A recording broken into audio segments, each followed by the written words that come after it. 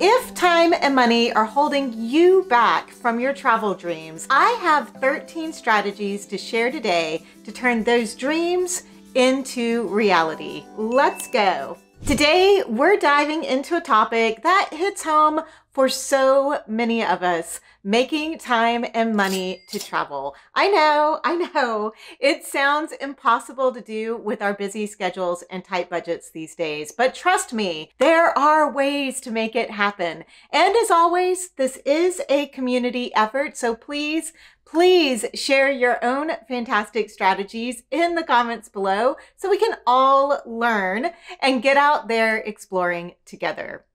First, let's talk about some ways to find the time, and then we'll get into the strategies to help you fund your wanderlust. Strategy number 1, figuring out your priorities. Here's the thing, travel doesn't always have to mean jet setting off across the globe.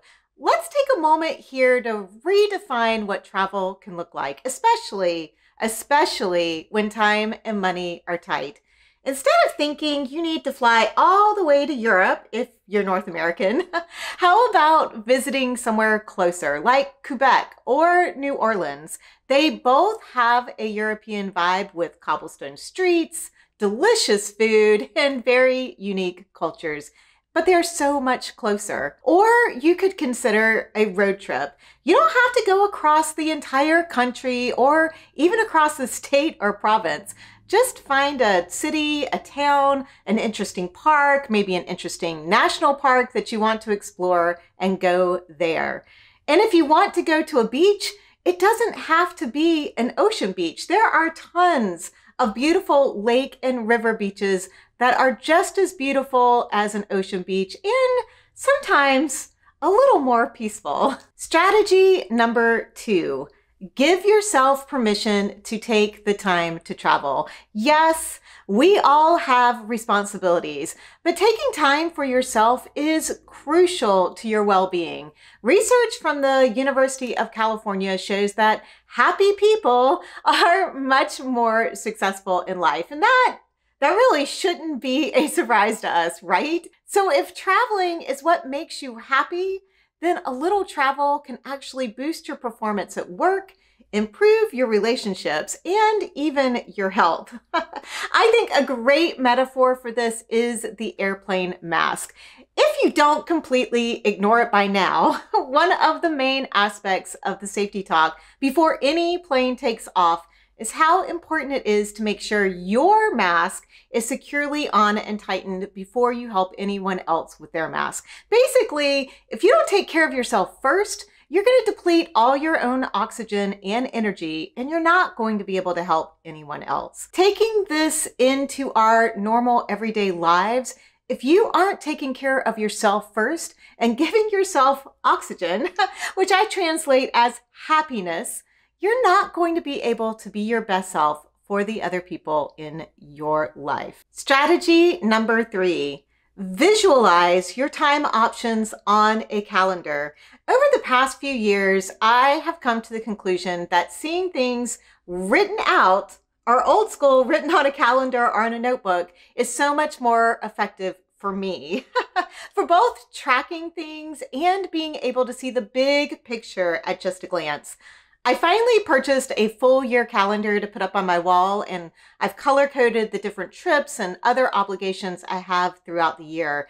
I would encourage you to do this, and once you have all of your current obligations written down, then highlight the time that you have available left for your travel, even if it's just a half a day and those little weekends. This gives you a visual idea of what your travel possibilities are at a glance. If you're interested in a calendar like this one, I'll have it linked below. But if you don't have a whole wall you can commit to a calendar, at least have some place you can mark your time out, even if it is on a Google Calendar. For me, digital just doesn't work that great. I can unfortunately be a very out of sight, out of mind kind of gal when it comes to digital organizational tools.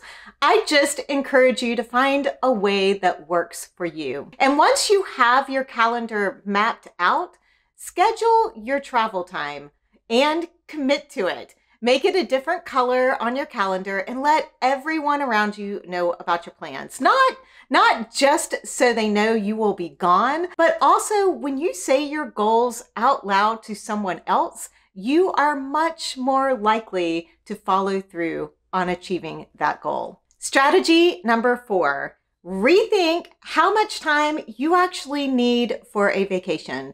Here are a couple of ideas when time is limited. First up, try a micro vacation. These are perfect for those who are seriously time challenged. Take a 24-hour break to refresh and recharge your energy and happiness stores. This could just be a staycation, or you could even trade homes with a friend or try out a local interesting Airbnb. Make a point to eliminate distractions like TV and your phone and explore your hometown in a new and different way. Whether that's visiting a new restaurant to you, going to the theater, or just simply enjoying a quiet day in nature. In addition to changing your environment, change your pace of life. And what I mean by this is if you usually drive everywhere, try taking public transit to a new location or walk to that coffee shop that you've been wanting to try out. Slow things down and take the time to look around you and be in the moment, much like if you were exploring a whole new city to you. Second is just taking a short little getaway, like a 2 or 3 day long little weekend getaway. These types of trips are perfect for a short road trip or even a short little plane trip if you can. You want to stay within your time zone so you can avoid the hassle of adjusting to new time zones. And the train is also a fantastic option here if you are lucky enough to live close to a station. It's very leisurely and it usually will take you straight to the city center. Do your research before you go. With time being short, you are going to want to know in advance what you want to do. Is there a play you want to see, or a museum you want to visit, or a restaurant to experience? If you know what you want to do, you'll spend less time wandering aimlessly. Although, I will say I'm a big fan of wandering. Hanging out in a park or a market, people watching, is always a fun activity that I love to do no matter where I am traveling. Just make sure you're taking the time to relax. With such a short time, you might be tempted to overschedule yourself. Don't.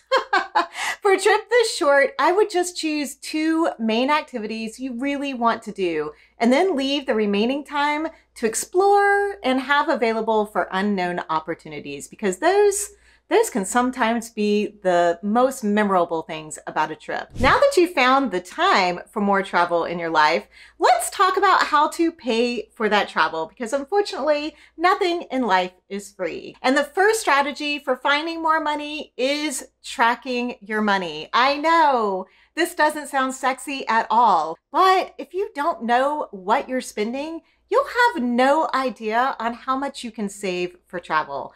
I find when it comes to money and food, if I'm not tracking it, I have an overly optimistic view of my finances and diet. Like I mentioned before, I am too much of a visual person to track things digitally. I have tried so many different budget apps, but what works best for me is just a simple Google Doc where I have all of my expenses and income listed out each month, and then I just check them off as they are paid, and I add unexpected expenses to that list when those show up as well. Doing this has made me so much more aware of what I am spending and where I can find ways to save more money. Which leads us to the second strategy, and that is making a travel savings goal. Research the trip that you want to take. Get a sense of what it's going to cost and then round that number up. And there are 2 reasons that you need to round up. One is so that you just have a nice, simple figure in your mind as your goal. The second is so you have some space in your travel budget for it to stretch, as it's almost inevitably going to do. And the bigger the actual cost of your trip, the bigger the rounding up needs to be. For example, if you have a trip that's like $1,500, you could round that up to $2,000, But if that trip is like around $8,500, then you really want to round that up to $10,000. So just, make that gap a little bit bigger the bigger the trip is. Now that you have a real number to work with, it's time for strategy number 3, setting up a travel savings account. Having a separate savings account specifically for travel lets you see your progress towards your travel savings goals easily. Setting up an automatic withdrawal from your regular account to your travel savings account ensures that you save to it regularly. $20 a week is over $1,000 a year, and $100 per biweekly paycheck is $2,600 a year. If you're adding this money to your account regularly and then you put in bonus deposits, it's going to grow so quickly. Strategy number 4. Let's talk about a few concrete ways you can find more money to add to that savings account so you can take your dream trip a lot sooner. 1, do a no-spend week once a month or maybe every other month. Do your grocery shopping and fill up your car with gas on Sunday, and then try to go the whole 7 days without spending any money. You'll probably be shocked by how much those weekly incidentals you just have to have add up every week. Try this a couple of times and track your spending for the months you do a no-spend week and the months that you don't do a no-spend week, so you'll know exactly how much you're saving. Second, evaluate your subscriptions. Are you paying for a streaming service twice? Because that's what I just realized that I had been doing. When I started doing my budgets at the beginning of this year, I realized I was paying for Hulu twice a month, and I don't even watch it that much. I got an extra $96 for the year. I mean, check your subscriptions because those little subscriptions are kind of sneaky. Another savings idea, number 3, is to save all of your $5 bills or whatever denomination makes sense for you in your currency. Just to find a jar or a bowl, and every time you get a $5 bill when you're out, spending cash doing things, take that $5 bill and put it in that jar. This is what I did to save for extra spending money when I went to Japan last year. And I saved my $5 for about 6 months. And I ended up with $200 extra that I had to spend on fun things that we did in Japan. So it's one of those things that $5 bills can go really easily and you don't really always remember what you spent them on. A 4th idea is, if this is available where you live, start using grocery pickup services instead of going into the store. This will save you from making those silly impulse purchases that I will admit I'm very guilty of, especially at Walmart. I mean, how did that pair of shorts get in my cart? I only came in here for coffee. What happened? All the time. So start using that pickup availability, because I think that will save you a little bit of money there too. And for our final find more money for travel strategy, number 5, incorporate as many budget travel strategies into your travel planning as you can. In this video over here, you'll learn some genius ways that you can have luxury travel experiences at a budget cost. Thank you so much for watching. I hope you have safe and wonderful travels.